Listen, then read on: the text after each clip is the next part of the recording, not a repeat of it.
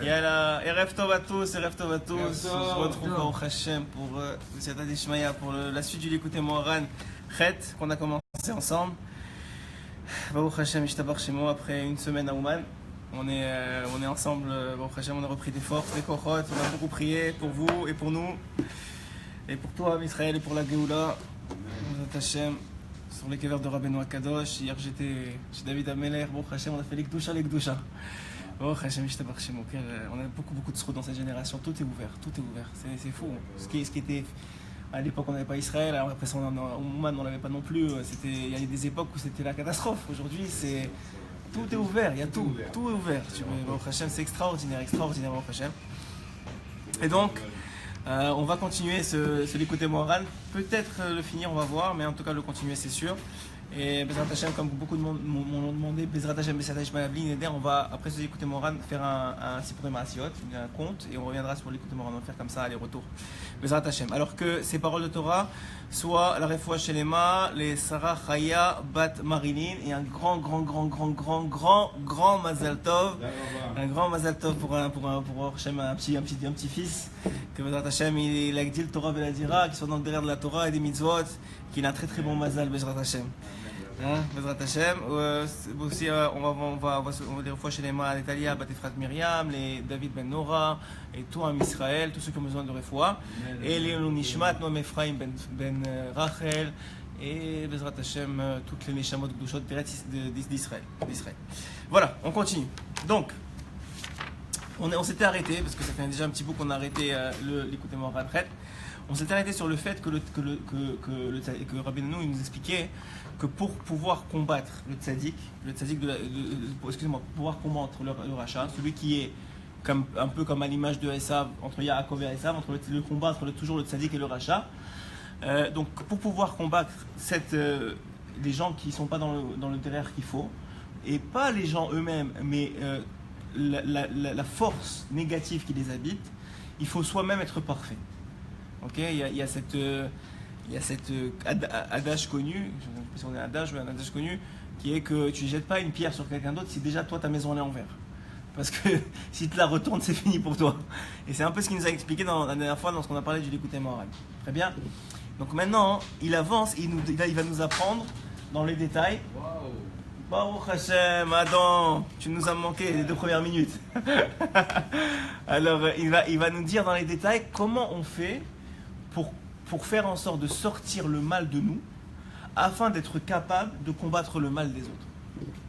Il va nous donner le secret de comment un homme il fait pour être capable de sortir le mal de lui, afin qu'il soit capable qu'avec ses enfants il sorte son Yetzirah avec les autres, sans être anéanti, affaibli par le fait qu'il combat le mal. Parce que comme on a dit, si tu as une maison de verre, et ben toi tu vas finir. Donc comment tu fais pour mettre des gilets pare-balles à ta maison? Comment tu fais ça? Alors il dit voilà. Mais la volésé, afin d'arriver à ça, les afrish ou l'avdil ou le vatel ara meatov. C'est quoi arriver à ça? C'est les afrish distinguer, ou l'avdil séparer, ou le vatel éliminer. Il n'utilise pas comme ça les 3 mots, c'est parce que il y a vraiment un travail différent à chaque fois à faire en fonction de, on va le voir comment on va travailler, à rav meatov, à séparer le bien du mal, à distinguer le bien du mal et à éliminer le bien du mal. Il y a une première étape, il faut d'abord le distinguer. Il faut savoir qu'est-ce qui est le bien, qu'est-ce qui est le mal. Si tu ne sais pas c'est quoi le bien, c'est quoi le mal, c'est complètement dans ton esprit, c'est complètement bilboulé et tu ne comprends rien de ta vie. Eh ben tu sais même pas quoi faire. C'est-à-dire toi tu crois que tu fais le bien et tu fais le mal, et je crois que tu fais le mal et tu fais le bien. Donc tu n'as même pas encore distingué, tu n'as même pas fait la première étape. Ensuite, une fois que tu as distingué, il faut être capable de séparer. C'est-à-dire ça c'est le mal et ça c'est le bien. Et ensuite il y a un 3e niveau de force qu'il faut avoir, c'est être capable de l'éliminer, d'éliminer le mal et de garder le bien. Donc il y a une première action qui est afrish, qui est de distinguer. Il y a une 2e action qui est avdil, qui est de séparer le bien du mal. Et une 3e action qui est vatel, qui est d'éliminer, d'annuler le mal par rapport au bien. Ok? Il y a un travail, et ce travail-là, il va être en fonction de la force que tu vas avoir. Au fur et à mesure de ton travail, il va s'affiner, et il va grandir au fur et à mesure des années qui vont passer. Ce travail-là va te permettre d'arriver vraiment à réparer la faute d'Adam Arishon. On a dit plusieurs fois, la faute d'Adam Arishon, c'est qu'à partir du moment où il a mangé du Etz Hadarat, qu'est-ce qu'il a fait? Il a mélangé le mal et le bien dans le monde. Dans chaque chose mal, il y a du bien, et dans chaque chose bien, il y a du mal. Et maintenant, qu'est-ce que va faire maintenant l'homme? C'est quoi notre rebond? On est encore en galoute. Parce que dans nous-mêmes, on a du mal et du bien, et on n'a pas encore séparé ces deux aspects-là. Et encore plus, on n'a pas éliminé le mal, loin de là. Donc il dit comment on va faire. Alors il dit 2 voies pour arriver, 2 voies qui sont indispensables chacune, mais surtout indispensables ensemble.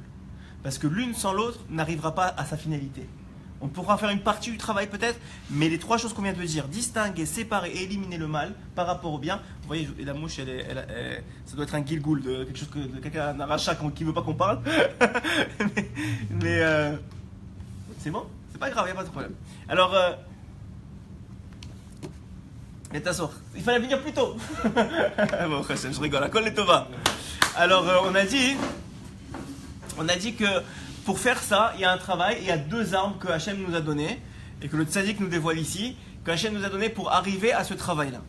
Les 2 armes que vous connaissez sûrement, mais qu'on va bien développer, Bezrat Hachem, c'est Tadishmaya aujourd'hui, Bisroud Rabbeinu Akadosh Vechol HaTzadikim, c'est Aliédé Torah ou Tfila.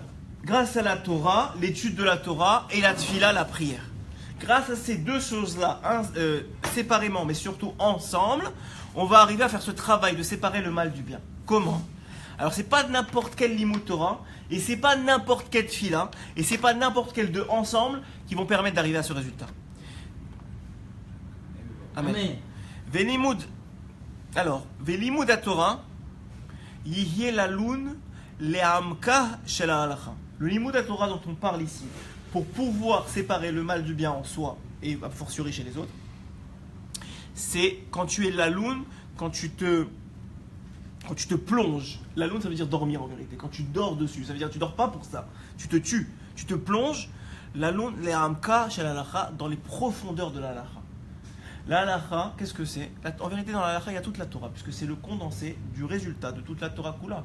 Depuis la Torah écrite, en passant par la Torah chez Béalpé, en passant par les poskim, je ne sais pas appeler ça Torah orale, par les poskim, c'est-à-dire les commentateurs, et jusqu'à ceux qui ont été les décisionnaires, jusqu'au Shulchan Aruch, et même ceux qui ont comment on appelle ça, qui ont comme Rav Yosef par exemple, qui ont été possèques, c'est-à-dire ils ont nettoyé de tout mal la halakha pour te donner exactement ce que tu es censé faire. Ok ?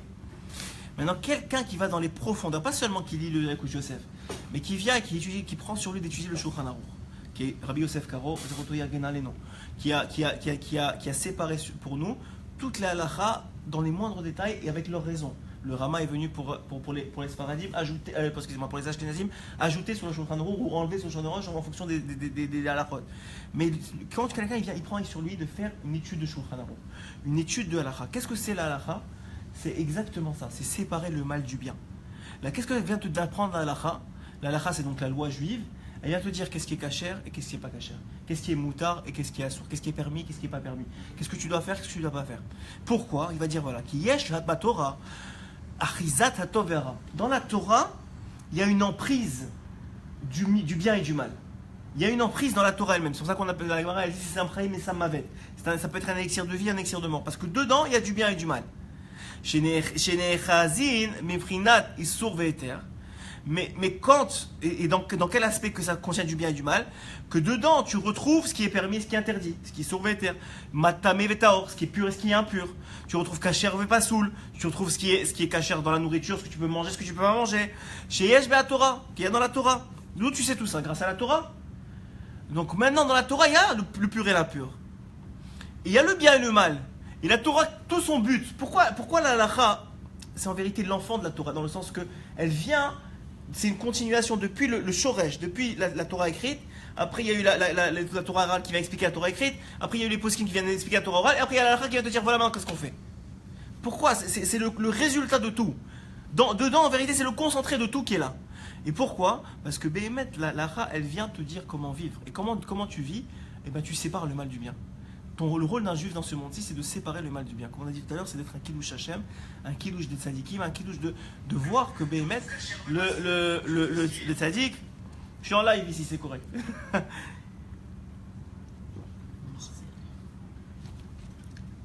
Alors, que le tzadik, il vient t'apprendre ici que la halakha, c'est l'étude. Et c'est pour ça que aussi, Rabbeinu, il dit, si tu veux être un talmid à moi, tu dois étudier la halakha tous les jours. Tous les jours, tu dois connaître la halakha. Tu dois finir le Shulchan Aruch même plusieurs fois dans ta vie. Pourquoi? Parce que tu n'es pas capable de l'évaer, tu n'es pas capable d'avoir des yeux droits et une pensée qui est claire sur ce qu'il faut faire et ce qu'il ne faut pas faire, même dans n'importe quel aspect de ta vie. C'est pas seulement dans un aspect qui concerne la halakha. Dans n'importe quel aspect de ta vie, si tu n'étudies pas la halakha, ton esprit n'est pas formaté pour voir qu'est-ce qui est bien, qu'est-ce qui est mauvais, encore plus pour le séparer et encore plus pour l'éliminer. Il dit mais à chaque fois qu'il vient et qu'il étudie la halakha, il vient en lui-même séparer le mal du bien. Mais celui qui ne fait pas ça, il est incapable de séparer le mal du bien. Et celui qui ne fait pas ce travail-là de halakha, d'étudier la halakha, évidemment, pour l'appliquer, on ne dit pas d'étudier comme ça, stam, et d'étudier en profondeur. Parce que vous allez voir, on va en parler, on en parlait un peu avec Shalom ce matin, c'est que l'étude de la halakha, ça prend une intelligence particulière. C'est pas n'importe quelle intelligence qui peut comprendre et s'asseoir et étudier la halakha. Il faut voir que, par exemple, je disais à Shalom, l'intelligence que ça prend pour donner un shiur comme ça, c'est-à-dire un shiur de moussar, de façon générale, elle est complètement différente de l'intelligence que ça prend et des forces et des cohortes que ça prend pour étudier la halakha. Ce serait comparable à quelqu'un qui, les élèves al-Vadalim, une intelligence qu'on appelle plus émotive, une intelligence plus mathématique, plus intellectuelle, ouais. Ou quelqu'un qui aime plus la philosophie, quelqu'un qui aime plus les maths. C'est deux intelligences qui sont complètement différentes. La halakha, puisque c'est dans la finesse de la séparation, c'est dans la précision, c'est plus mathématique comme intelligence. Ça prend des compartiments, comme tu disais ce matin, des compartiments. Il faut compartimenter ton esprit. Et ça prend un travail. Et celui qui commence, des fois, il fait une étude halakha, il oublie. Il ne sait même pas ce qu'il a étudié la veille. Moi, souvent, au début, quand j'étudiais la halakha, c'est ça que ça me faisait. Je ne me rappelais pas d'halakhot. On me posait une question après. Je dis, mais je comprends pas, j'ai étudié ça il n'y a même pas 2 semaines ou 3 semaines et j'arrive pas à répondre. Je suis obligé de revenir sur le livre, voir ce que j'ai vu, etc. Pourquoi? Parce que nous tous, on a une propension, on a une tendance à une certaine forme d'intelligence. Mais la forme d'intelligence de la halakha, elle est particulière et elle se mérite. Elle se mérite. Et il dit ici comment elle va se mériter. Ça, c'est une autre histoire. Alors, il dit ici, celui qui ne fait pas ça, il est comme dit Michelet, donc comme dit Shlomo Ameler, il est Doresh Ra'at Uvainu. Il cherche le mal et il va le trouver. Dans le sens que si toi, tu ne viens pas pour apprendre ce que tu dois faire, c'est comme, vous savez, il y a un Rav, quand j'étais jeune, il m'a dit, la Torah, c'est le mode d'emploi du monde, tout le monde le sait, n'est-ce pas? Les gens, quand ils vont acheter une télévision, les nouvelles ORM ou une voiture, etc., qu'est-ce qu'ils font tout de suite? Ils ouvrent le mode d'emploi, comment ça marche? Est-ce qu'on met ça là, ça là, ça là? Mais le gars, il achète, je sais pas moi, il achète une télé, et il dit, non, mais moi je suis déjà très intelligent, je n'ai pas besoin de ces affaires-là de papier. Et il commence à brancher ses fils lui-même. Et il allume la télé, elle explose en pleine face. Alors lui, qu'est-ce qu'il fait? Il fait comme si rien n'était, il le remet dans le papier, il le remet dans la boîte, il ferme le tout, il repart chez le vendeur, il dit, qu'est-ce que tu m'as vendu? Tu m'as vendu une pièce défectueuse, et ça brûle, ça sent, dès que je l'ai branché, ça a senti. Il dit, mais j'ai pas compris. Et il commence à sortir comme ça, et je comprends pas, comment tu l'as branché? Il dit, bah j'ai mis le rouge avec celui-là, et celui-là avec celui-là. Il dit, mais ça va pas dans ta tête? Tu as payé 3000 € une télévision et tu lis pas le mode d'emploi qui vient avec? Mais t'es un imbécile ou quoi? Et ce Rav là il m'avait dit, si nous on dit ça sur celui qui a acheté la télévision, bah, qu'est-ce qu'on doit dire sur nous-mêmes? Quand on a le mode d'emploi de nous qui sommes infiniment plus complexes qu'une télévision, infiniment plus complexe, on a le mode d'emploi et on dit mais non, mais écoute, ça va, je vais me débrouiller tout seul. Quand tu vas arriver à 120 ans et que tu vas tout exploser, qu'est-ce que tu vas dire? Est-ce que tu sais ce que tu vas dire à 120 ans? Alors, pourquoi Hachem te dit Kavata la Torah? Est-ce que tu as donné un temps à la Torah?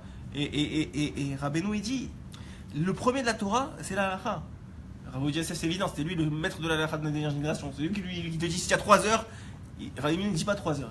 Rabbi Yosef dit, si tu as 3 heures par jour, il faut que tu dises que de la halakha.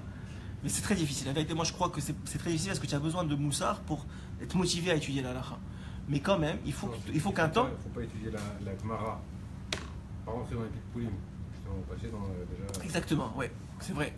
Mais même la Gemara, ça te donne un esprit de compréhension. Il faut un peu, même Rabbeinu, il faut passer sur tout.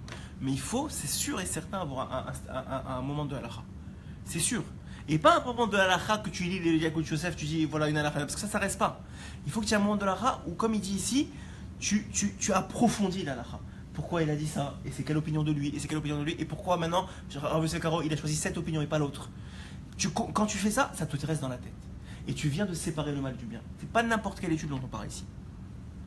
Ad asher hu me'ayen umvarer apsak halacha umevarer asur mautar, jusqu'à qu'il arrive à me'ayen, il vient, il s'approfondit, et maintenant il sait qu'est-ce qui est moutar et qu'est-ce qui est asur. De'ayenu ayede imut poskim, c'est-à-dire grâce au fait d'étudier les poskim. Les poskim, on parle du Rambam, on parle des grands, ceux sur qui il s'est basé, les trois en particulier sur lesquels il s'est basé le Shulchan Aruch, et les autres aussi. Azaï mafrish atov me'ara, à ce moment-là tu m'affriches, tu es en train de distinguer le bien du mal, donc c'est la première étape déjà. Ach liskot lezeh sechel, et à ce moment-là tu reçois un sechel, une intelligence particulière. Ah non, excusez-moi, pas à ce moment-là tu reçois. Il demande, alors mais pour recevoir cette intelligence, comment tu fais? Que tu peux maintenant ne pas dormir, étudier la halakha et te plonger dedans comme dans un océan de Torah. Ou à l'aider, à votre avis, comment on arrive à recevoir ce sechel là, cette intelligence particulière qui s'appelle la halakha, cette étude de la halakha, comment on arrive à la recevoir? Hein? J'ai pas le droit de répondre. Tu n'as pas de réponse, tu étudies avec moi ce matin.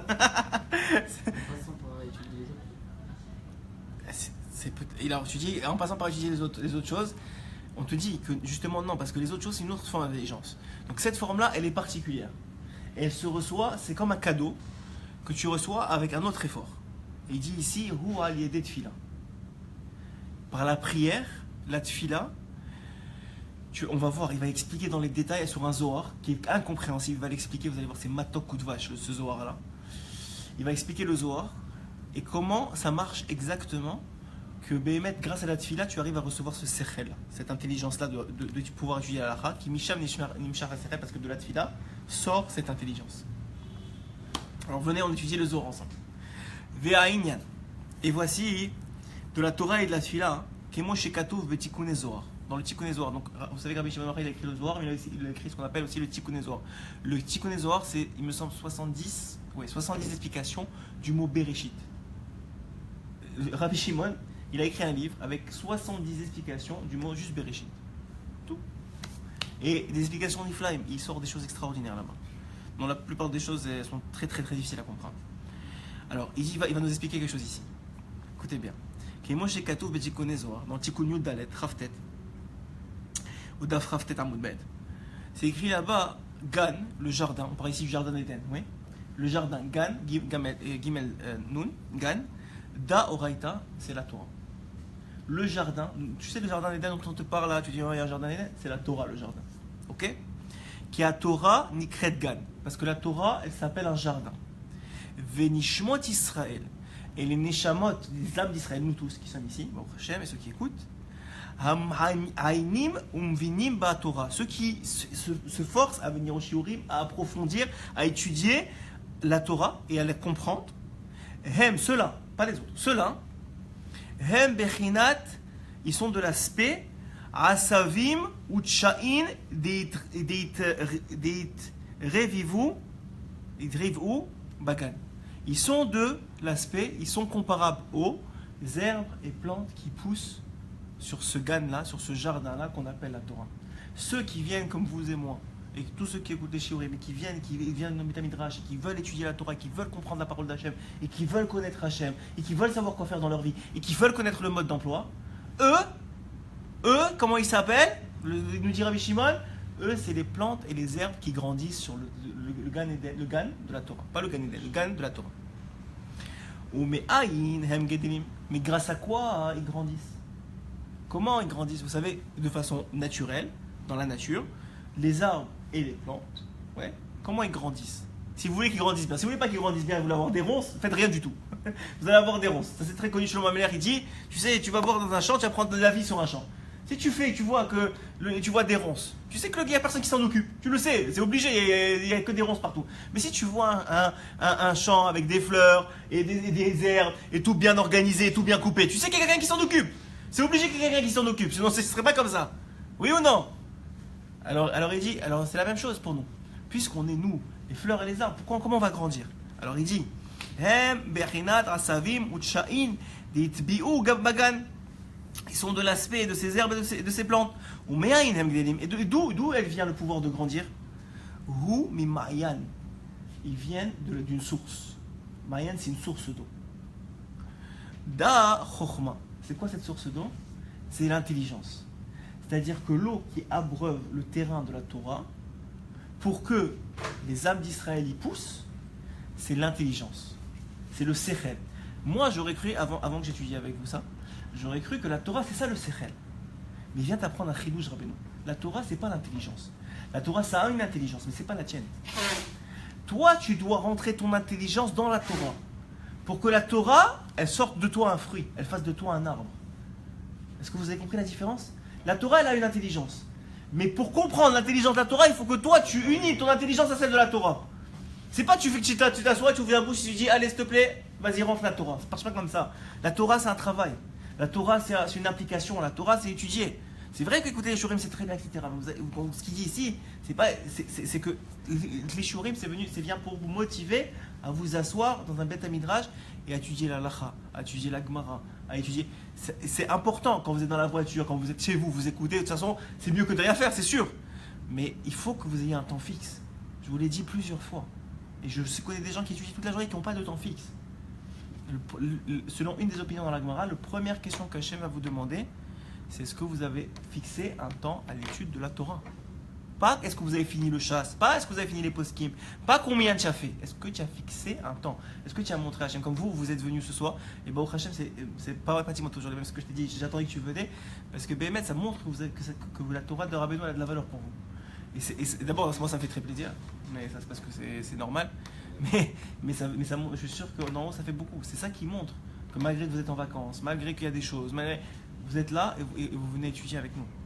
Et ça c'est très important. Mais encore plus, c'est de s'asseoir et de mettre son sechel. Parce que là vous êtes en train de recevoir. Mais quand vous allez ouvrir un livre vous-même, vous êtes en train de mettre votre propre sechel dans la Torah. Et quand vous mettez votre sechel, votre intelligence dans la Torah, c'est ça qui abreuve la Torah pour que vous deveniez un arbre qui pousse sur la Torah, ou une belle branche, ou une belle fleur qui pousse sur la Torah. Alors, ça vient d'une source. Cette source-là, c'est la Chokhma. Kemo Shekatou, il va amener un verset de Shira Shirim. Ma'ayan Ganim. On appelle ça une source des jardins. C'est quoi cette source des jardins? C'est la Torah. Alors maintenant, regardez comment c'est beau. Il dit que la Torah, vous savez que la Torah, il y a 53 sections. Et on lit une section par semaine, ouais. C'est quoi la valeur numérique de Gan? Gan, Gimel, Nun. 50 c'est Nun. Gimel c'est 3, c'est 53. Il dit la même chose. 53, hein, c'est pas lui qui dit, c'est un des commentateurs. Il dit 53, tu vois qu'il y a une connexion entre le Gan et la Torah. Que c'est la même valeur numérique que le nombre de parachutes qu'on a dans l'année. Aussi, quelque chose de très très beau, c'est que c'est rapporté que Yehoshua bin Nun, lorsqu'il est parti faire la guerre, ouais, avant de s'engager dans la guerre pour gagner la cité de Chai, le Midrash nous dit qu'il a étudié la Torah toute la nuit. Et Rabbi nous dit pourquoi est-ce qu'il a étudié la Torah toute la nuit? Pour recevoir, vous savez que tout le côté Moran prêtre, puisque vous l'avez étudié pour la plupart d'entre vous avec moi, ça parle du roi Haïm. Et le roi Haïm se trouve où? Dans la Torah. Cette souffle de vie se trouve dans la Torah. Donc qu'est-ce qu'il nous dit ici? Il nous dit que Yoshua, il est parti chercher le roi Haïm pendant toute la nuit dans la Torah pour que finalement il arrive à gagner la guerre. Parce que la guerre, c'est pas qu'il n'a pas fait la guerre. Regardez bien, il a fait la guerre. Mais qu'est-ce qu'il a fait avant? Il a étudié. Pour prendre le roi Haïm. Et ça, c'est un très très très très très très grand moussard pour nous. C'est un très grand moussard. Et Rav Shmuel, il a dit tout à l'heure, je vais vous dire ce qu'il a dit parce que c'est vraiment extraordinaire. Et j'ai beaucoup aimé la façon dont il l'a apporté. Il a dit, il l'a rapporté au nom du Rashash. Que je ne me trompe pas sur les termes.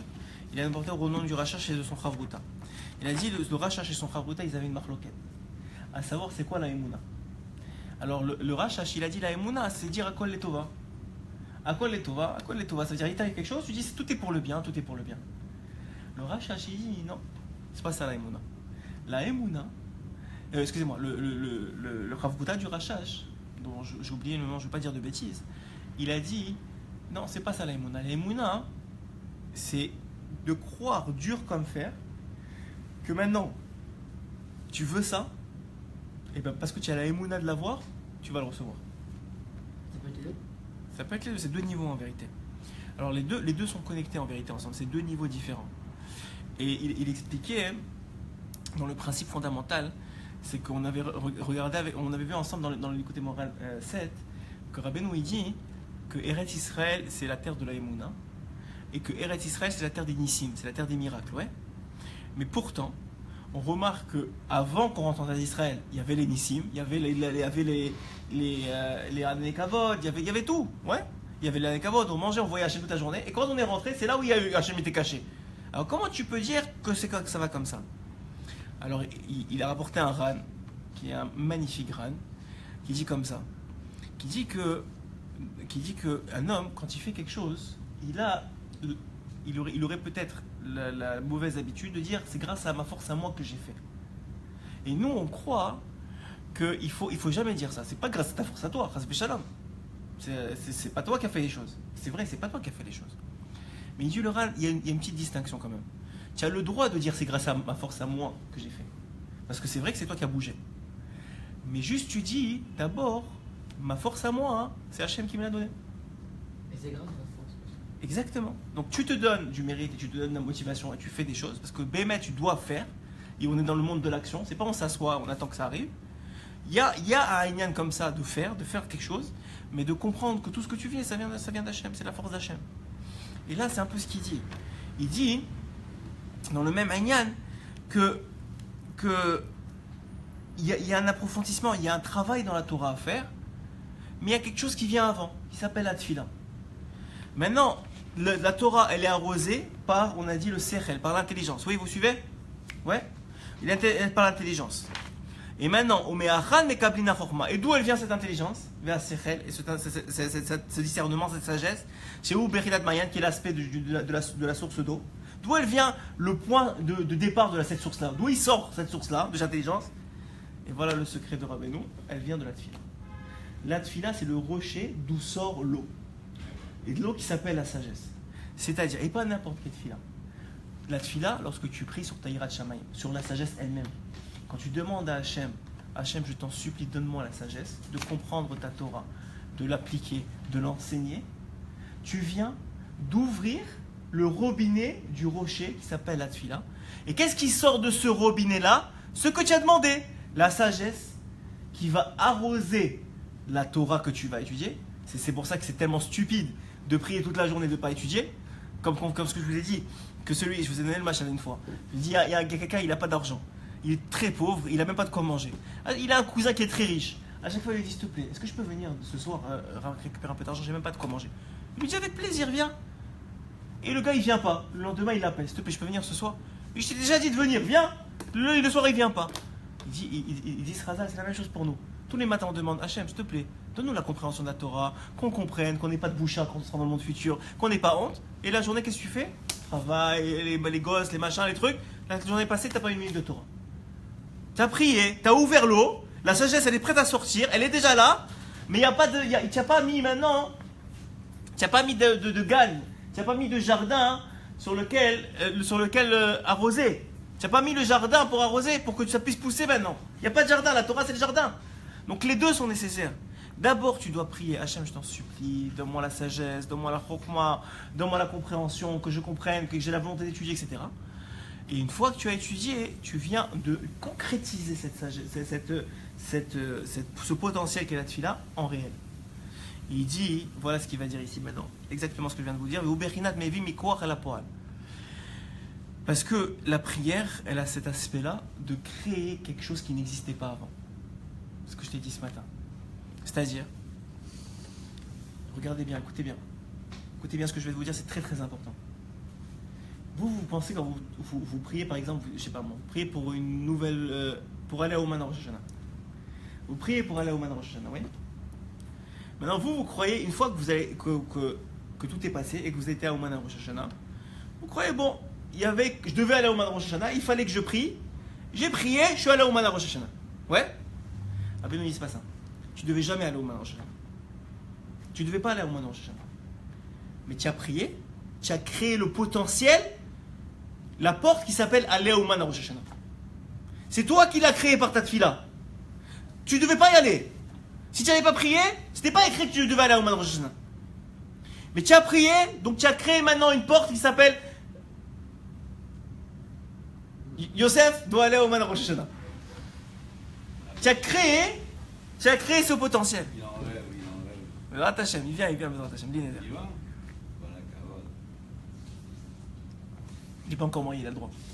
Alors, Alors il dit, qu'est-ce que je vous disais? Oui, donc quand tu fais la tefila, c'est pas que maintenant tu as concrétisé quelque chose qui existait déjà. Tu as créé par ta prière quelque chose qui n'existait pas. Mais tu l'as juste créé en potentiel. C'est-à-dire que maintenant il y a une porte, mais il faut l'ouvrir cette porte-là. Comment tu l'ouvres? Il dit, quand tu étudies la Torah, tu ouvres la porte que tu as créée grâce à la tefila. Et quand tu fais l'action, tu rentres dans la porte que tu as ouverte. Donc il faut la tefila, la Torah et l'action. C'est-à-dire que maintenant, tu as prié, tu viens étudier la Torah de Rabbeinu, et tu vas prendre l'avion, ou payer le billet d'avion, et prendre l'avion, marcher, comme il a dit Rabbeinu, tout celui qui vient chez moi, chaque pas qu'il fait, c'est un ange blanc qui crée, qui va venir à Rosh Hashanah protéger tout Am Israël. Chaque pas qu'un juif y fait pour venir au même. Et pour toutes les mitzvot, c'est comme ça en vérité. La terre d'Israël aussi, venir marcher sur la terre d'Israël, tu crées un ange blanc chaque fois que tu marches, 4 pas, c'est une mitzvah. Ok? Mais c'est un chidouche que l'Ouman, c'est ça. C'est pour ça qu'il a dit comme ça. Parce que la terre d'Israël, c'est écrit, chaque pas, c'est une mitzvah. Alors, donc c'est pour ça qu'il dit que la tefila, ça a ce potentiel-là d'amener du potentiel au réel. Qui tefila, hu bechinat chidush haolam. Parce que la tefila, c'est la bechina, c'est l'aspect, tu écoutes dedans, du chidush haolam, du renouvellement du monde. La tefila, c'est un renouvellement dans le monde. C'est pas quelque chose qui est créé. C'est un chidouche. C'est une nouveauté qui est créée dans le monde. La tefila, un juif, il peut créer des choses nouvelles dans le monde. Je vais vous dire quelque chose de plus grand. Vous allez me sauter dessus, mais c'est pas grave. Vous savez pourquoi Facebook ça existe? Vous savez pourquoi Facebook ça existe? Vous savez pourquoi Internet ça existe? Vous savez pourquoi l'électricité ça existe? Vous savez pourquoi le téléphone ça existe? Pour développer la Torah. Ça c'est la conséquence. Mais pourquoi ça existe? Parce qu'il y a un juif qui a prié pour ça. Il y a un juif qui a prié qu'il avait besoin d'électricité. Hachem il a fait l'électricité. Il y a un juif qui a prié pour Facebook, c'est normal, c'est un juif. Mais je me dis, il y a un juif qui a prié. C'est pour ça qu'aujourd'hui, on le voit. Essayez de boycotter Israël, c'est impossible. Fermez tous les hôpitaux du monde. Fermez toutes les industries aéronautiques du monde. Vous voulez boycotter Israël? Allez-y. Fermez tous les hôpitaux, tous les industries aéronautiques. Il y a plus que 7000 brevets par mois qui sortent en Israël. Dans un petit pays comme ça. Tout le monde vient ici. Vous savez que les Coréens, dans leur université, qui sont soi-disant très très très bons, ils ont un choix d'université d'échange, ouais. Dans le secteur d'informatique, toute la classe, ils ont choisi de venir à Haïfa. Toute la classe, il n'y a pas un qui a dit je vais aller en Russie, je vais aller en truc. Tous, ils viennent en Israël. La chorma, elle est là. Tout le monde le sait. C'est même plus un secret. La chorma, elle est là. Pourquoi? Parce que la tefila aussi, elle est là. Par où on a dit dans les Moran 7 qu'elle passe la tefila? Par Eretz Israël. Par Eretz Israël. C'est ce qu'il dit ici. C'est ce qu'il dit ici. Oui, vas-y. Sans tefila, il n'y a rien. Non. Le potentiel de création, il vient par la tefila. Sans tefila, il n'y a rien. Si on peut pas, c'est une énorme. Non, peut-être tu vas recevoir, mais c'est pas toi qui as prié, c'est quelqu'un d'autre qui a prié. Ton grand-père, ton arrière-grand-père, ton oncle, ou quelqu'un d'autre que Hachem il a décidé que c'était pour toi que ça devait venir. On ne sait pas. Des fois, les gens, ils ont de l'argent, ils n'ont pas prié. Mais Rabbi Nathan, il dit quelque chose de très qui fait peur, je l'ai dit souvent. C'est celui qui reçoit sans avoir prié lui-même. Soit c'est pas très bien pour lui, soit il va le perdre. Ça fait peur un peu de dire ça. Mais en tout cas, ce qui est dit, alors ce qui est dit ici, c'est le principe suivant. Que Béhémet, on se retrouve à... Ça va? Rentre-le. Alors, alors, on a dit ici que donc voilà, donc la prière, pourquoi c'est comme ça? Parce que c'est Mechadesh. La prière, ça renouvelle les choses. C'est quelque chose de nouveau n'existait pas avant, c'est grâce à la tefila. L'internet, ça n'existait pas avant, c'est grâce à la tefila. C'est fou à dire, mais c'est comme ça. Et ensuite de ça, alors excusez-moi, qui tefila shema. Alors, et d'où pourquoi c'est comme ça? Parce que celui qui prie, qui tefila hu shema'amin sheyesh mechadesh asher biyado l'rasot kirsono leshanot ateva. Pourquoi c'est comme ça? Parce que la prière, ça prouve. Quelqu'un qui prie, il prouve qu'il croit. Sinon tu ne pries pas, ça ne fait pas de la prière. Qu'il croit qu'il y a un Boré Olam, qu'il y a un maître du monde, qui est capable de changer la nature des choses selon sa volonté. C'est ça la prière. La prière, on a dit, c'est au-dessus de la teva. C'est au-dessus des choses normales. Ça a été décrété. Ça, toi tu pries. Et j'écoutais, je pense que je l'ai mis sur la page. J'ai écouté une histoire que Torah Box a publiée, une histoire extraordinaire, qui disait qui est basé sur une Gemara, qui dit que depuis que le temple a été détruit, les portes du ciel sont fermées. Ouais. Et la Gemara, elle donne une solution. Elle dit sauf une. Ouais. Elle dit c'est laquelle? C'est quoi? C'est laquelle qui est vous savez? Khazak. Tu as vu la vidéo ou les larmes? Je vous le dis, les larmes. La porte des larmes n'est pas fermée. Celui qui pleure, sa prière elle monte. Celui qui pleure, forcément sa prière elle monte. Il n'y a pas. Et je pense qu'il parlait du Roser Miloulin, j'espère que je ne me dis pas de bêtises. Il disait quelqu'un qui est venu à le Roser Miloulin, il lui a dit que chacun avant Rosh Hashanah, il venait prendre des brachot. Même ici, chez Rav Kenieski, les gens, vous allez, Erev Rosh Hashanah, il y a des queues de 10 km, ils passent comme ça, ils prennent des brachot. Et il y en a un qui est venu comme ça, qui était un riche de la ville. Il a dit au Roser Miloulin, il lui a dit, Kodarav, comment ça va être cette année? Il a dit, cette année, tu vas tout perdre. Tu vas tout perdre. Il a eu des boules. Il a dit, oh, ok. Bon, il est parti, la tête en bas, il a prié catastrophe. Et il a vu Bémet que à partir du début de l'année, il a commencé à perdre une affaire par une affaire, qu'il n'avait même pas de quoi payer ses dettes. Et un jour, il était dans un motel ou à un endroit comme ça. Il s'est assis par terre, il a commencé à pleurer. Il a dit Hachem, je t'en supplie, j'en peux plus. Il a pleuré. Quelqu'un tape à la porte. J'espère que je ne dis pas de bêtises, mais vous verrez la vidéo, je l'ai mise sur la page. Mais alors, quelqu'un tape à la porte et lui dit, voilà, il y a quelqu'un qui veut vous confier de l'argent pour que vous le gardiez, il va vous payer pour ça. Et lui, il a compris à ce moment-là que Béhémet, Hachem, il lui avait ouvert les portes, il avait entendu cette fille-là, il a dit non, je veux pas, moi je suis quelqu'un de trop bien pour garder de l'argent pour les autres et juste être payé, je vais être associé avec la madame. Et la madame elle s'est énervée, elle dit quoi, c'est jamais d'avis. Et quelques jours plus tard, il est venu, il a dit ok, je m'associe avec vous. Comme ça, il a regagné beaucoup. Il est reparti chez le Zénovine de Rosh Hashanah d'après. Il lui a dit, ah, vous voyez, l'année dernière, vous m'avez dit que j'allais pas, mais j'ai bien gagné, Baruch Hashem. Alors il lui a dit, je t'avais dit que tu n'y allais pas, mais j'avais pas compté sur le fait que tu allais pleurer.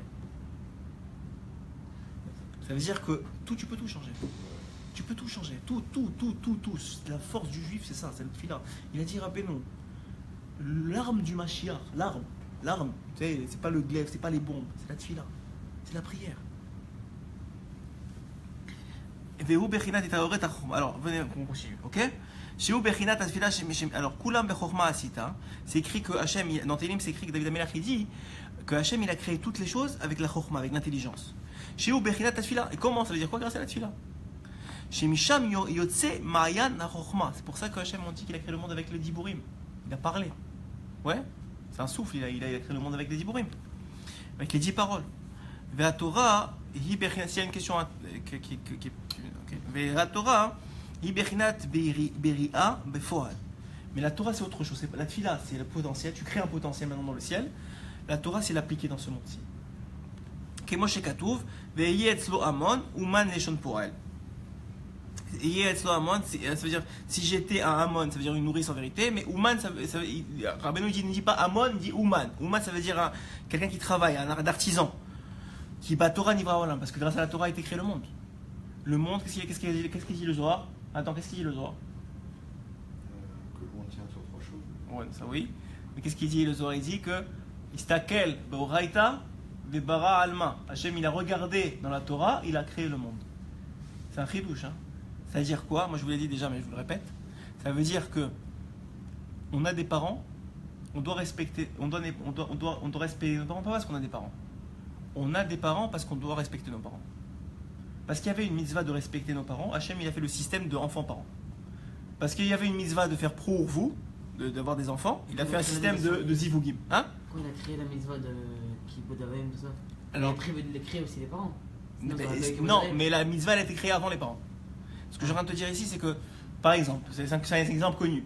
On est sorti d'Égypte, on mange la matzah en souvenir de sortie d'Égypte, parce qu'on est sorti rapidement. Et quoi? Si tu n'étais pas sorti rapidement, tu n'aurais pas mangé la matzah? C'est parce qu'on devait manger la matzah, la mitzvah de matzah, qu'on est sorti rapidement. Et pas le contraire. C'est d'ailleurs, c'est parce qu'il y a la Torah que le monde il a été créé, et pas l'inverse. Très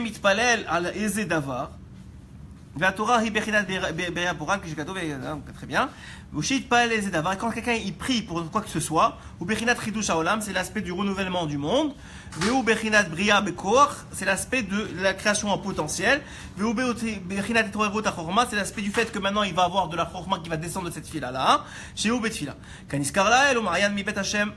Comme on a dit tout à l'heure, que c'est une source qui jaillira de la maison d'Hachem. La maison d'Hachem c'est la tfila. Zé atfila. Kisham mitroa chokma. Là-bas sur la chokma. Ou misham mishmar ma'yan hu chokma la Torah. Et c'est ce ma'yan là où il arrive dans la Torah. Misham yotze la Torah. Et à ce moment-là, ça arrive à se concrétiser. C'est-à-dire qu'un homme il peut créer toute sa vie, mais s'il n'étudie pas, ça se concrétisera pas. Kemo shekatu mipif dara tutvuna. Comment c'est écrit avec tes paroles et il y a la sagesse. Qui la Torah ou adit galut chokma, parce que la Torah c'est le dévoilement de la sagesse. La sagesse, ta sagesse elle se dévoile où? Comment tu vois quelqu'un est intelligent? Bon, tu peux dans les chokmot chitzoniot, mais même les chokmot chitzoniot elles viennent de la Torah. Mais comment tu vois quelqu'un qui comprend la Torah, qui l'explique, qui l'étudie, etc. Tu vois qu'il a l'intelligence. Son intelligence, elle se dévoile à travers la Torah. Et à ce moment-là, on fait une source d'eau grâce à ça. Chez un Marian, Mashke Agan, vers les désés, Itrevi Uras Anashim, Asavim Uchaim. Et à ce moment-là, on devient des arbres et des plantes dans le Gan Haeden. Maintenant, il va donner quelque chose d'extraordinaire. C'est pourquoi on appelle ça Gan Haeden.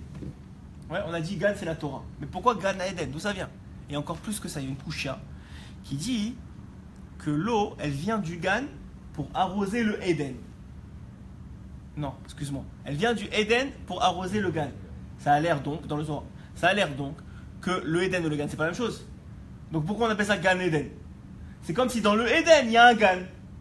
Dans le Eden, dans l'endroit qui s'appelle Eden, il y a un Gan. Et du Eden vient l'eau qui arrose le Gan. Il va vous expliquer. Les 4 fleuves qui passent. Ah, il va expliquer c'est quoi les 4 fleuves aussi. Et après, ça se sépare en 4. Ça se sépare en 4. Le Zohar, ça c'est le Zohar. Il se sépare en 4. Et c'est quoi ces 4 fleuves là? Il y a les Frates, le Tigre. Ouais. Ils sont dit dans la Torah, Bereshit.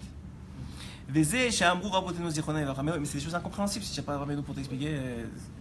Tu vas comprendre. Vezé, Shahamrou, et même ce qui te comprend, c'est rien par rapport encore aux milliers de choses à comprendre. Ça, je vous les ai toujours dit. Vezé, Shahamrou, Raboteno, Zichona, et Rameo. C'est ça qu'ils ont dit nos sages. Amayan, Bitfilato, Balide, Keev, Lev. Lorsque quelqu'un il prie, mais Ayen, ça veut dire qu'il se concentre. Oui, Marianne, ça veut dire une source, mais c'est se concentrer. Lorsqu'il prie, il se concentre profondément dans la tefila, il ressent un mal de cœur. Pourquoi? Parce que quand tu pries, qu'est-ce que tu fais? Tu demandes. Ouais, la plupart, tu demandes. Je veux. Mais il n'y a rien qui est concrétisé. C'est-à-dire que tu as juste mis en exergue tous tes manques, mais il n'y a rien encore que tu as comblé. Ouais, tu as un mal de cœur, il dit Rabbeinu. Si tu pries vraiment, tu réalises combien tu es en manquant, et tu demandes à Hachem, même si tu as un soulagement d'avoir parlé, c'est vrai, mais quand même tu as un mal de cœur. Et il dit, chez Neymar, Tochelet, mi mushacha, machalat lev, donc ça fait un languissement qui rend le cœur lourd, malade. Matakna, c'est quoi sa réparation? C'est quoi la réparation de ce mal de cœur là? Il y a Asok Batora, qu'il étudie la Torah. Chez Neymar, Ve'etz Chaim Ta'avat Ba'a. Comme c'est écrit, mais avec l'arbre de vie, le désir est satisfait. Qu'est-ce que ça veut dire? Ça veut dire que grâce à la Torah, même si tu ne le sais pas, tu sais, ton âme, elle sait que tu concrétises ce que tu as demandé et que tu viens d'ouvrir la porte que tu as créée avec la tefila. Donc maintenant, ton cœur, il a plus mal parce qu'il sait que c'est une question de temps que ça va se concrétiser en bien. Je suis en train de vous donner les clés de la réussite dans tous les domaines. Dans tous les domaines possibles et imaginables. Tout. Tu pries, tu étudies, tu fais. Tu fais ce système-là, tu réussis dans tous les domaines. Tout. Mais nos prières, Vas-y. ils peuvent s'annuler par rapport aux erreurs qu'on fait. Non. Mais alors pourquoi parfois on Ils peuvent prie, être bloqués. on Ils peuvent être bloqués. Hein? Bloqué. fait pas? Parfois quand on prie et ça se fait pas. Parce que tu n'as pas assez des mounas. Premièrement, c'est ce qu'on a dit. C'est ce que Oui, dit oui, le. et les avérotes, alors qu'on fait les avérotes, ça. Alors, les avérotes, c'est des mékatrégim. C'est-à-dire que quand la prière elle monte, les mékatrégim, c'est-à-dire les anges que tu as créés par. Pas toi, que quelqu'un il a créé par des avérotes, ils ont le droit d'attraper ta tefila pour pas qu'elle monte. Ou bien que si elle est montée, ils ont le droit de dire mais Hachem, comment ça se fait que tu vas lui donner ce qu'il demande? Alors regarde ce qu'il a fait. Donc ils ont le droit d'affaiblir ta tefila. Mais ta tefila elle est là. Elle est mekayemet. Et si tu fais tchouva, c'est pour ça que c'est aussi un grand secret. Bravo. Et tu vas ajouter un grand secret à ça qui n'est pas écrit ici, mais que Rabbeinu y rapporte. Avant chaque action, avant chaque tefila, à plus forte raison, tu dois faire tchouva. Hachem, pardon. Je sais que j'ai fauté, pardon. Pardonne-moi. Je ne savais pas ce que je faisais, c'est difficile pour moi, aide-moi. Même si tu le répètes 1000 fois par jour, c'est pas grave. Pardonne-moi. Et après tu pries. Parce que quand tu fais ça, tu viens d'annuler mes 4 régime sur ta tefila. Donc tu viens d'ajouter quelque chose d'autre. Maintenant, nous on a choisi du rocher, toi tu vas aller avant le rocher. Avant le rocher, il y a la tchouva. Comme c'est écrit, la tchouva elle a été créée avant le monde. Avant le monde, la tchouva. Avant le Gan Eden, il y avait la tchouva. Mais si on répète tout. Et on rentre dans Elul, c'est très très beau ce que tu as dit. Si on répète tout le temps, tous les jours, Hachem, pardonne-moi, c'est pas grave. Ça devient normal au bout d'un moment. Non. Hachem, pardonne-moi. Alors c'est pas grave. C'est pas quelque chose qu'on prend de. Tu ressens pas parce que tu le répètes, c'est pas Ouais, vrai. exactement. Non, alors c'est C'est de explicite. prendre Hachem, conscience. pardonne-moi, je sais que j'ai fait ça, excuse-moi. Je sais que. Écoute, j'y arrive pas, mais je vais essayer, aide-moi. C'est ça, 2 secondes, 2-3 minutes avant la tefila. C'est écrit dans la Gemara. Chassidim Arishonim, Chassidim Arishonim, les premiers Chassidim, ils prenaient 1 heure avant la tefila. Qu'est-ce qu'ils faisaient pendant 1 heure? 1 heure avant la tefila en train de se préparer. C'est pas plutôt il y a le principe pardonne-moi, mais c'est de prendre conscience, plus que le pardonne-moi, ce qu'il dira Beno et ce qu'il dira Harouche, c'est prendre conscience qu'on peut faire cette chouva immédiatement, qu'on peut être sadique gamour sur le moment Ouais. instantané. Alors Beno il dit clairement que celui qui fait tchouva, même s'il n'a pas encore réparé. C'est d'avoir la kavana. Oui, exactement. Même s'il n'a pas encore réparé ce qu'il a fait, parce que c'est encore une autre étape de la tchouva, mais juste le fait qu'il prend conscience, comme tu as dit, Qu'il a fait. qu'il a fauté et qu'il dit pardon, déjà ça c'est considéré comme un sadigamo parce qu'il est sur le chemin de la tchouva qui va l'amener à réparer. C'est énorme, c'est énorme. Ce que tu viens de dire, c'est vraiment un point hyper important. C'est-à-dire qu'avant la tefila, celui qui fait ça, il vient d'enlever les mécatrégim, cette tefila elle va monter. C'est fini. Et maintenant qu'il a monté, il a créé la porte. Après ça, c'est pour ça que c'est bien d'étudier après la tefila, dans le prochain. Pourquoi on fait le après la Mida? On fait Khatati Pachati après la Hamida. Pourquoi on ne ferait pas avant? C'est une très bonne question. Enli, tu vois. C'est une très bonne question. Ouais, c'est une bombe de question. Peut-être aussi pour le même principe. Mais pourquoi tu le ferais pas avant? Khazak. C'est peut-être le même principe. Tu as maintenant tu as fait la tefila et tu fais vidouille pour arrêter les mécatrégim. Là aussi, ça, moi, c'est un moment propice pour faire, probablement. On demande, après on se demande de te pardonner. Ouais, C'est bizarre. c'est vrai. Non, mais tu dis dans la tefila. Non, excuse-moi, c'est pas vrai ce que tu dis. Dans la tefila, tu dis que tu pardonnes mes fautes, que Hachem qui me pardonner, fais-moi faire tchouva. À la partie avant Odou, il rappelle beaucoup Oui, mais là, justement c'est un sur les attributs divins. Ouais, sur le rachamim, etc. Mais pas seulement, même là, il a raison que. Mais dans la tefila le même elle-même. passage du pardon. Attends, dans la fila elle-même, tu demandes C'est pardonne-moi, fais-moi faire tchouva, dans la Tu tefila ne Hamida pas elle-même. rappeler tes fautes avant justement ta tefila, parce que tu es censé. Non, à Rosh Hashanah elle-même, parce que tu es en train de te juger, c'est pas la même Ouais, chose. mais là, peut-être avant ta tefila, justement, on va te demander de. Moi je crois pas, je crois que Rabbeinu il dit clairement, avant de commencer la tefila, il faut faire tchouva. Dans un autre qui est moral, mais c'est clair. Mais le vidéo, il est fait après. C'est ce qu'on fait avec c'est ce qu'on fait pendant le schéma Hamida. Ouais, à Shabbat Amita, c'est vrai, on fait ça d'abord. On fait d'abord le vidéo et après. Aussi, c'est ce qu'on fait à Tikkun Tratzot. On fait d'abord le vidéo et après on fait Tikkun Tratzot. Mais c'est une très bonne question sur la tefila. Sûrement on va la trouver ici. Tu as créé maintenant la question, il faut juste trouver la réponse. Alors il dit ici. Alors il dit ici, Ve'ainu dirti ve'anahar yotze me'aeden le'ashkot et agan. Ou misham yipared ve'aya le'arba anashim. Alors voilà, excusez-moi, j'ai sauté. Donc l'explication des sages, c'est que justement, quel est le remède? C'est l'étude de la Torah. Ok, donc on a dit après ça, Ve'ainu dirti ve'nahar yotze me'aeden le'ashkot et agan. Donc on a dit que le Nahar, c'est écrit que le Nahar, le fleuve, il sort du Éden pour irriguer le Gan. C'est que donc le Gan et le Éden, c'est pas la même chose exactement. Au Misham Yipared Ve'aya le Arba Hashim, et de là-bas, comme tu as dit, ça se sépare en 4. Il va nous expliquer. À Éden, le Éden, Hu Bechinat Tfila. Le Éden, c'est la Tfila. Qui a Éden Aïn Lora'ata. La Éden, ça veut dire nul œil n'a vu. Qu'est-ce que ça veut dire que la Tfila, c'est nul œil n'a vu? Qui est Moshe Katouf Rabbeinu Zechron Ivacha, ils ont dit dans Brachot, à la page Lamed Dalet Amoudbet, ils ont dit là-bas, chez Zéou Bechinat Tfila, chez où les Marla Minateva. La Tfila, on a dit, c'est les Marla Minateva, c'est au-dessus de la Teva. Qui a l'idée de Tfila, mais Shané Teva, parce que grâce à la Tfila, tu changes la nature. Bechinat Eden, et c'est donc le Bechinat, c'est donc un aspect de Eden, puisque Eden, c'est Aïn Lora'ata. C'est pas la chose que tu as vue, puisque ça n'existe pas encore. La Tfila, c'est l'aspect de l'œil qui n'a pas vu, puisque ça n'existe pas encore avant ta Tfila. Qu'il est Marla Minateva, c'est au-dessus de la Teva. Elle la nouche, c'est ça, on comprend même pas ce qui se passe. C'est au-dessus de la Teva, ça transcende la nature, la Tfila. Ve'hainu. Et on a dit que le fleuve il sort du Eden, donc c'est le fleuve il sort de la Tfila. Ou Marian mi bet Hashem yetse, et c'est écrit qu'il y a une source jaillira de la maison d'Hachem, la shkot et Gan pour nourrir le Gan. Et c'est quoi ce Gan là? On a dit c'est la Torah, qui s'appelle Marian Ganim, qui s'appelle la source de fontaine de jaillissante. Les Chacher, et donc quand la source Nimshach Marian, Chochma me Tfila, quand la Chochma elle sort de la Tfila, et la Gan, chez Torah, qui sort de la Torah, qui arrive à la Torah, excusez-moi, pour l'irriguer. Azai itreviu asavim ou tchaïn. À ce moment-là, vont grandir dans le jardin, vont croître des arbres et des neshamot, ce qu'on appelle les neshamot d'Israël. Kolomar chez Gedelim me'agan ou meviim ou mashirim me'atorah ve'azai zochel alun. Et à ce moment-là, une fois que ça va irriguer la terre d'Israël, enfin la terre du Gan Eden. À ce moment-là, on est zoché au mérite d'étudier la Torah de l'Alacha, les Varech Hadin, et de séparer le bien du mal, ce qui est assourd, ce qui est moutar, ce qui est tarot, ce qui est tavé, etc. Voici ma frichato mara, à ce moment-là, on sépare le bien du mal. Mais Zéhou, et on va finir avec ça, mais Zéhou, au Misham, il paraît, Misham il paraît, c'est ça que ça veut dire, et voici qu'il se divisait. Qu'est-ce que ça veut dire qu'il se divisait? Écoutez bien. Yaliede Nifrad Ara, par le fait que tu sépares le mal du bien. Ouais, on a dit tu sépares le mal du bien, c'est un aspect de division, n'est-ce pas? Et qu'est-ce que tu sépares? Dans quoi tu sépares le mal du bien, si vous vous rappelez bien? De qu'est-ce qu'on a parlé? Qu'est-ce qu'il a dit Rabbeinu? Que dans quoi tu sépares le mal du bien en toi? Dans les 4 éléments qui te constituent. Le feu, le vent, l'eau et... Le feu, le vent, l'eau et... Aidez-moi. La terre. C'est les 4 éléments qui constituent l'homme et qui constituent chaque midot de l'homme, chaque trait de caractère de l'homme.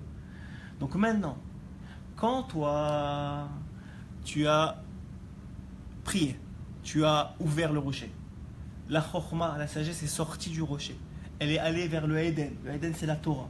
Elle a irrigué la Torah, qui a fait en sorte que tu as pu maintenant étudier la Torah. En étudiant la Torah, tu es devenu quelqu'un d'autre. Tu as grandi. Tu es devenu un arbre. Tu as poussé. Vous voyez ? Maintenant que tu as poussé, ce fleuve-là, il continue, cette sagesse qui sort de ce Gan Eden, donc de toi, puisque tu fais partie maintenant du Gan Eden, elle sort, elle se sépare en 4. Ça veut dire quoi? Que grâce à la Torah et au fait que tu as poussé, comment tu as grandi? Tu as grandi en séparant le mal du bien en toi, dans les 4 éléments qui te constituent. Le feu, le vent, l'eau et la terre. Et donc, dans tes midotes profondes. Et ça correspond à quoi? Aux 4 lettres du nom divin. Yud, Ke, Vav, Ke. Qui sont aussi correspondants aux 4 éléments qui te constituent. Shem Shoresh Hatov, que eux c'est la source du bien.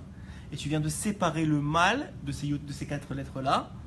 Chez l'Arba et Sodot, qui sont les 4 fondements de l'homme. Chazak ou Baruch, qu'on soit niské, Bezrat Hashem, de prier comme il faut, de faire tchouva d'abord comme il faut, ensuite de prier comme il faut, d'ouvrir, de créer la porte, de l'ouvrir grâce à la Torah et grâce à notre sagesse, et Bezrat Hashem, de séparer le mal du bien en nous et chez les autres. Amen, Kenny Ratson.